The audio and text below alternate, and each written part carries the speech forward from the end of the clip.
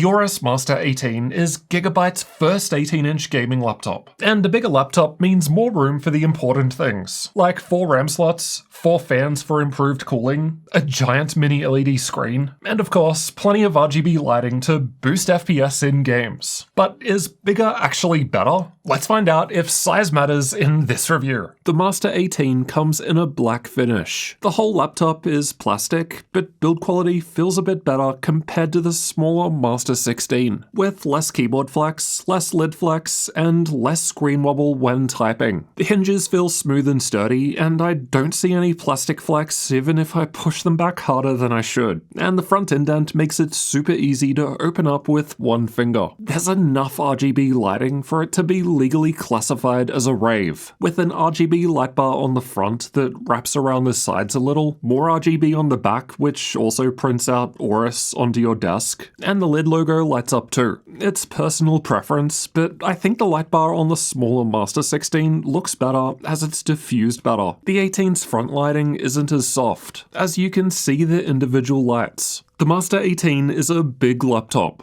which of course is expected with a bigger 18-inch model like this. The laptop itself weighs in at 7.6 pounds or 3.5 kilos, increasing to 10 pounds or 4.5 kilos with a 400-watt charger included. This makes it one of the heaviest gaming laptops we've ever tested, only lighter compared to MSI's Titan 18 and Alienware's M18R2 from last year, while these 18-inch models were slightly lighter. And it sits in the same position of second heaviest with a fairly large 400-watt charger included. My configuration has Intel's Core Ultra 9 275HX processor, Nvidia's RTX 5090 graphics, 64 gigs of RAM, and an 18-inch QHD+ 240Hz mini LED screen. But this is one of the top-spec versions. It's available with lower specs for less money with the link in the description. The keyboard has per-key RGB backlighting, and all keys and secondary functions get lit up. Key brightness can be adjusted between 3 levels or turned off with the function plus spacebar shortcut, but this does not change any of the other lighting. If you go into the Gmate software, the control panel for the laptop, and select scenario profile settings and scroll down to RGB Fusion 2.0, you can either sync all light options to the same effect, but that limits you to 4 effects, or you can customize each zone separately, which provides more effect options and customization. Gigabyte says the keyboard has up to 2mm of key travel, and I liked typing on it more compared to the smaller Master 16. The bigger 18 just feels a bit more tactile and less mushy, plus more space means there's room for a numpad, which the smaller Master 16 is missing. The touchpad was nice to use and worked well. It feels smooth, accurate, and clicks down anywhere. As for ports, from the back the left side has the power input, 2.5 gigabit Ethernet, HDMI 2.1 output, USB 3.2 Gen 2 Type A port, and a Thunderbolt 5 Type C port. The right side has a 3.5mm audio combo jack, a UHS 2 SD card slot, a Thunderbolt 4 Type C port, and 2 more USB 3.2 Gen 2 Type A ports. Compared to the smaller Master 16, the 18 has faster Ethernet, a bigger SD card slot, and an extra Type A port. A downside of having air exhaust vents on the sides and no ports on the back is that it means the ports it does have start creeping closer to the front, which increases the likelihood that cables will start getting in the way. I like that there's Type A and Type C ports on both sides of the laptop, and both Type C ports have PD 3.0 support for charging the laptop with up to 100 watts. Both Type C ports also have DisplayPort support for connecting a monitor, version 1.4 on the older Thunderbolt 4 port, and the newer version 2.1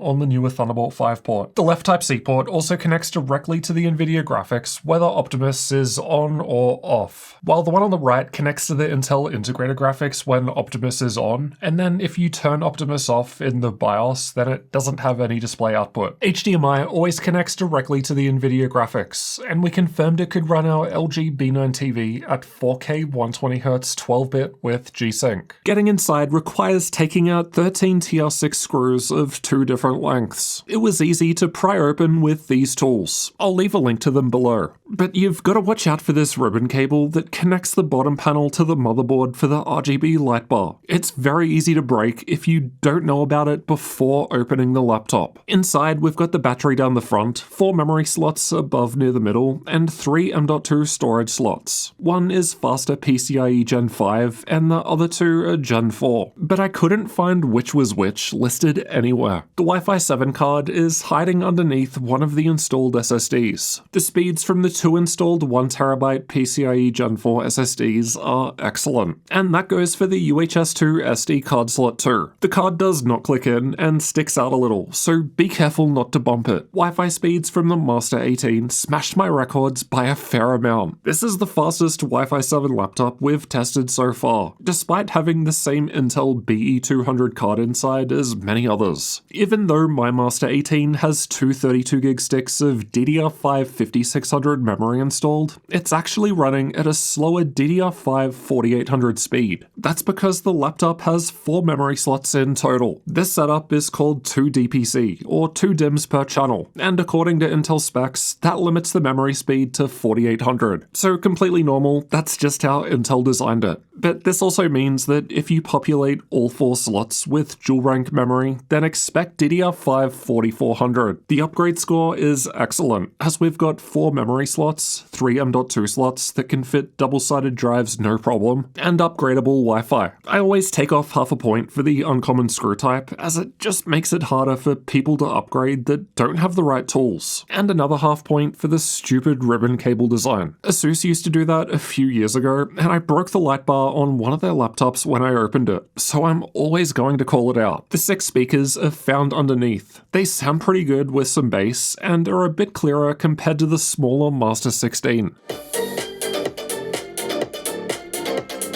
The Latencymon results weren't great in our 5-minute idle test. The Master 18 is powered by a 99 Wh battery. You can go into the AI power gear option to customize system performance on battery power, and whether you want to disable the discrete graphics to help improve battery life. Panel power saving mode is in here too, which is off by default, but I've tested with it on. This automatically lowers the screen's refresh rate down to 60Hz when you unplug the charger to save power, and it goes back up to 240Hz when you plug back in. You can change the charging mode to limit the maximum charge level of the battery to 80% or 60% instead of full, which helps improve the longevity of the battery. Battery life was decent while gaming, but well below average in our YouTube video playback test. But that seems to be pretty standard for most of the bigger 18-inch gaming laptops that we've tested. Perhaps it's a case of bigger screen uses more power. In any case, if you need serious battery life, you'll probably need to consider something smaller and less power hungry. Let's check out thermals next. The CPU and GPU are covered by a vapor chamber cooler. There are 4 fans, but the 2 smaller ones are dedicated to blowing cool air over the RAM and SSDs. There are holes in the bottom panel above the fans for intake. Air also comes in through the keyboard, and there are some vents above the keyboard. And air gets exhausted out of the left and right sides, and out of the vents on the back corners. Gigabyte's Gmate control panel software allows us to change between different performance modes on the homepage, or from the scenario profile setting tab. From lowest to highest, the available modes are power saving, online meeting, balance, creator, and game mode. The software does not let you customize any CPU or GPU power limits. You only get the 5 performance modes. For each mode, you can customize the fan speed through the smart cooling option. Some of the fan options are grayed out depending on the performance mode, but you can enable them with the F7 shortcut, though you're also not able to customize the fan curve. A lot of the time, we found changing the fan mode to not work. We often had to toggle between different fan modes for it to actually change. There's also this AI boost option. It gets enabled by default with game mode enabled, and it boosts the GPU memory core by 200 MHz. You can also type to the AI assistant for some basic tasks like changing performance modes, but it's not very good. Rather than AI, it seems to be more keyword based. In this example, we're pretending to be an unknowing new user asking for the best performance, which after testing I know is game mode, but it seems to only be changing the Windows power mode, which isn't what we want. Upon informing it that the performance mode is still in balance mode, it notices that we said balance mode and sets the mode we're already in. Even if I say I want to play a game and get the best FPS, it has no idea what to do. It actually gives me an example of what to say, which almost exactly matches what I just said. I have to explicitly tell it to enable game mode for it to set game mode, which is kinda useless. If I already know game mode is the best performance, I'd have just clicked the button and saved time. But if I'm a new user, asking it for the highest performance mode didn't switch me out of balance mode, so I might have just assumed it's good to go when it's not. The internal temperatures were fine at idle, though the CPU was on the warmer side. The rest of the results are from combined CPU and GPU stress tests, which aim to represent a worst-case full-load scenario. Even in the worst case, none of these temperatures are particularly hot. We're talking mid-80s worst case, far from the high 90s we usually see in gaming laptops. Running with the AI option off wasn't really any different in terms of temperatures, and setting the fans to max speed only lowered temps by a degree, so not really worth it for the louder fan noise, which you'll hear soon. Temps were basically the same with the lid closed, so no problem if you want to dock the laptop. CPU temps actually got a little higher with the cooling pad. This is because CPU performance increases with the cooling pad. Basically, the laptop knows it's getting more airflow, so it pumps more power into the CPU, boosting performance, but also CPU temperatures. You can find the pad I test with linked below. Running with the AI setting off was a little lower on the GPU clock speeds, as it doesn't overclock the GPU. Best case, the CPU was running at around 117 watts, with the GPU at 133, or 250 combined. So not exactly Gigabyte's claimed 270 watt power, even with the cooling pad, but it might be workload dependent. That's very similar to the smaller Master 16, but that has a smaller 330 watt charger, so it kinda makes me wonder why the bigger Master 18 bothers having this huge 400 watt brick. Here's how the Aorus Master 18 performs in an actual game with the different performance modes. I've got the native results without upscaling shown in purple, and a demonstration of the performance improvement that's possible by setting DLSS 4 to balanced in red. Even the lowest power saving mode is running above 60 FPS without DLSS on ultra settings at the native 2560 by 1600 screen resolution, so you can definitely still play games with less fan noise if you prefer. Using the AI mode boosted FPS slightly due to the GPU overclock. The CPU can use more power in a CPU-only workload like Cinebench, where the GPU is idle. There's no real difference between game mode and creator mode here, while balance and online meeting aren't far behind. Interestingly, the Aorus Master 18 wasn't performing any better than the smaller Master 16, despite the bigger 18-inch version having more space for cooling, and also a charger with 70 watts of extra capacity. These differences don't seem to matter when it comes to sustained multi-core performance. Performance lowers if we unplug the charger and instead run off of battery power. The gap between it and the smaller Master 16 is even bigger now, but at least the single-core score doesn't dip too hard. If this lowers too much on battery power, it tends to translate into a laggier Windows experience. As for keyboard temps, most laptops I test are in the low 30 degrees Celsius range on the keyboard at idle, but this one had a hotspot near the middle of the keyboard that was a bit warmer. Temperatures increase with the stress test running, but now the hottest point is up the back. Not really an issue, as you don't need to touch there. Balance mode only felt a bit warm on the keyboard, no problems there, and it's even cooler in creator mode, in part thanks to the cool air that gets sucked in through the left and right sides of the keyboard. Game mode is quite cool, even including the keyboard hotspot where it's mid-30s worst case, only feeling a bit warm. Setting the fans to max speed doesn't really improve it in a meaningful way considering how loud it is. The hottest point of the keyboard in the highest game mode was quite good when compared to most other laptops. It feels comfortable to use under load, and is notably cooler compared to the smaller Master 16, which is to be expected from a bigger 18-inch laptop that has more space for cooling. That said, the Master 18's fans run louder. Let's have a listen.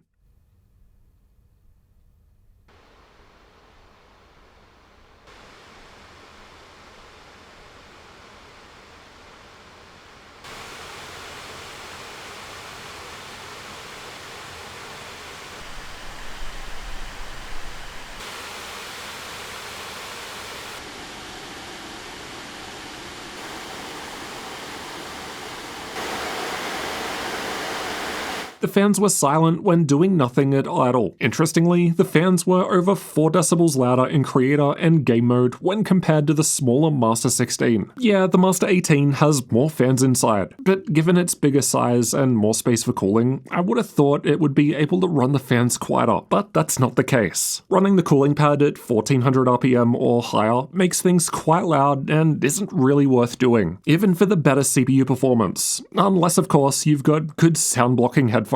Even when we're not manually boosting the fans, it's one of the loudest laptops that we've tested, though to be fair, it's not too different compared to a number of other 18-inch gaming laptops we've tested. Alright, let's talk about the screen. I believe this is the first time Gigabyte has used a mini LED panel in their gaming laptops. Color gamut was good, and the colors are very accurate out of the box with a very low delta E value, as it comes Pantone validated from the factory. Brightness maxed out just below 500 nits in SDR mode, as per the blue bar, but it gets brighter with HDR on and hits 700 nits, as per the red bar. This is quite a bit lower than the 1200 nits Gigabyte list on their spec sheet, so I'm guessing that refers to a brief flash in HDR, which I'm not able to measure, rather than sustained levels that I can measure. It's actually using the same 18-inch mini LED panel as some of the other 18-inch laptops we've tested, so the fact that brightness is a little lower with my Aorus 18 is probably more so due to the panel lottery, as these things can vary a bit even with panels that are the same model in the same laptop.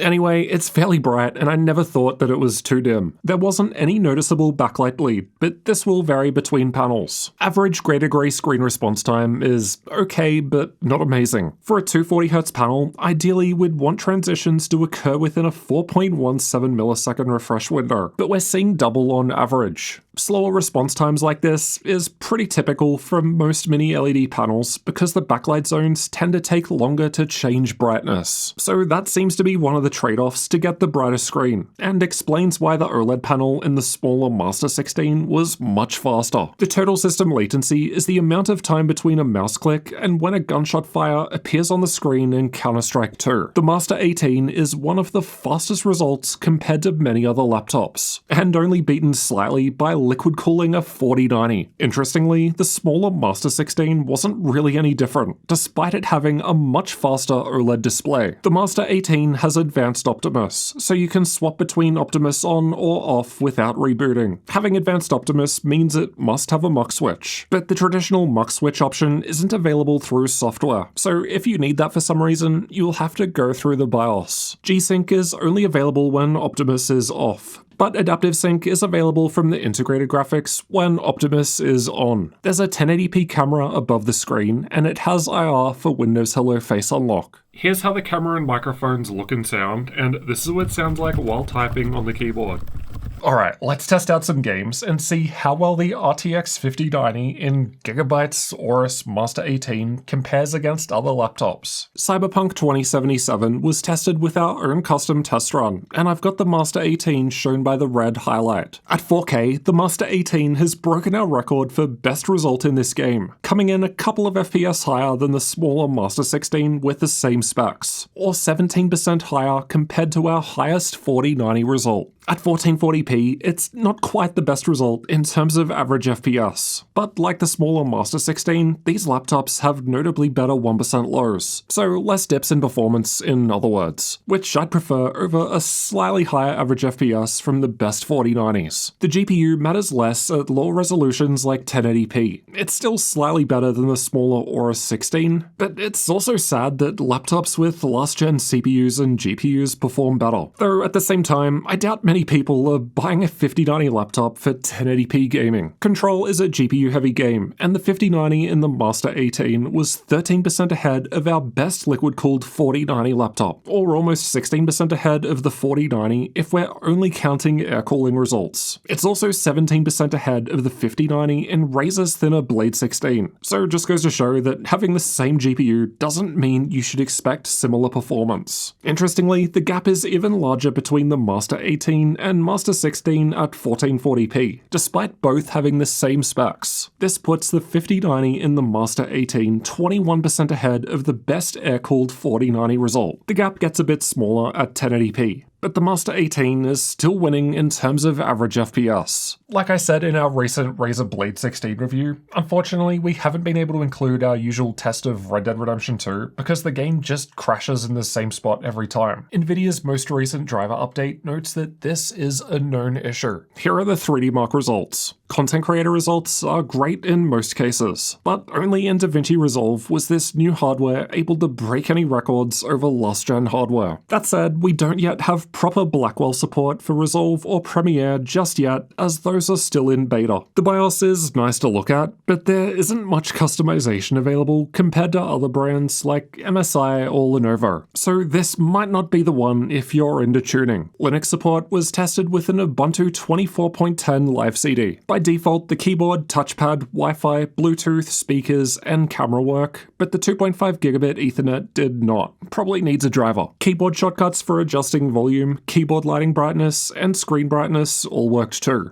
A good result overall. Pricing and availability will change over time, so check the link below the video for updates and current sales. And if the Master 18 does have a good sale, we'll be sure to add it to our gaminglaptop.deals website. We update that every day to include all of the latest sales, so make sure that you check it out regularly to save money on your next gaming laptop with that link below. At the time of recording in mid-April, the Aorus Master 18 starts for $2,400 for the RTX 5070 Ti graphics. I haven't tested the 5070 Ti just yet, but you can get a higher quality RTX 4090 laptop for that sort of money. These new Aorus laptops are listed as coming soon on Best Buy, so hopefully once they're available, the price lowers a bit, because it's just kinda crazy, especially considering the RTX 5080 version goes for $3,300, while the 5090 version I've tested here is $4,400, which is honestly just insane when that's Razer Blade territory. And no offense to Gigabyte, but the Master 18 isn't in the same league as Razer's Blade series. Of course, bigger 18-inch laptops typically cost more money, but this 18-inch model is only about $100 more expensive than the smaller Master 16. That doesn't sound too bad in comparison, and it's not. The problem is that both of them just seem heavily overpriced. At least right now at launch, when prices are crazy and tariffs are still a bit of an unknown. Again, links below to see if prices have changed since recording this. So the Aorus Master 18 is a big step up for Gigabyte. Literally, this thing is huge. While it didn't perform that much better compared to the smaller Master 16, the extra space here has been put to good use. With 4 RAM slots, 3 M.2 storage slots, more fans than your average Twitch streamer, and a screen large enough to see the tears of your enemies in HDR when you crush them in games.